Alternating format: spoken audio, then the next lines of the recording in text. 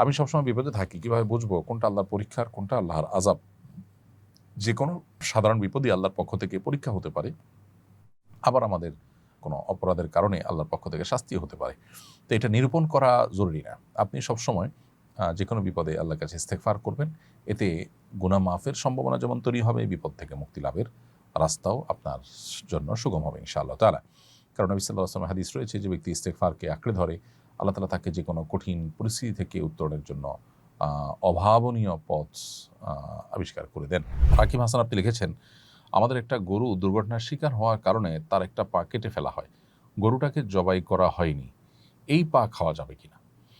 উত্তর হলো, এই পা খাওয়া যাবে না। কারণ নবী করিম সাল্লাল্লাহু আলাইহি ওয়াসাল্লাম একটা হাদিস বর্ণিত হয়েছে যে কোনো প্রাণী থেকে যদি কোনো জীবিত অবস্থায় কোনো অংশ কাটা পড়ে যায়, তাহলে সেটা মৃত ধরা হবে। অতএব কোনো জীবিত গরুর পা কেটে পড়ে গেছে, শরীরের কোনো অংশ কেটে পড়ে গেছে, কোনো অংশ থেকে গোশত কেটে পড়ে গেছে, ওটা খাওয়া যাবে না। কারণ এই গোশতের এই অংশটাকে মৃত ধরা হবে।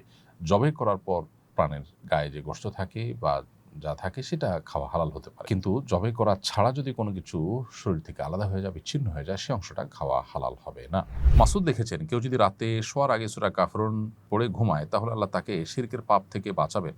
আমার প্রশ্ন হলো, এখানে কি ছোট বড় সকল প্রকার শিরকের কথা বলা হয়েছে? আল্লাহ কি তাকে মৃত্যুর আগ পর্যন্ত এই পাপ থেকে বাঁচিয়ে রাখবেন যদি সে আমলটা করেন?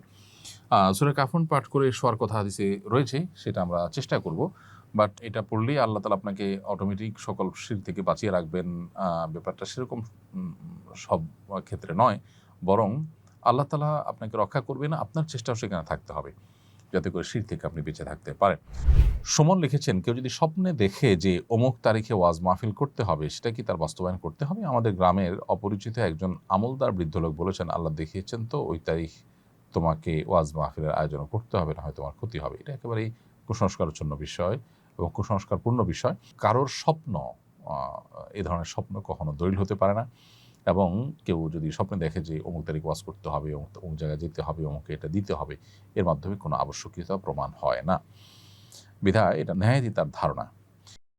আস-সুন্নাহ ফাউন্ডেশন, উম্মার স্বার্থে সুন্নাহর সাথে।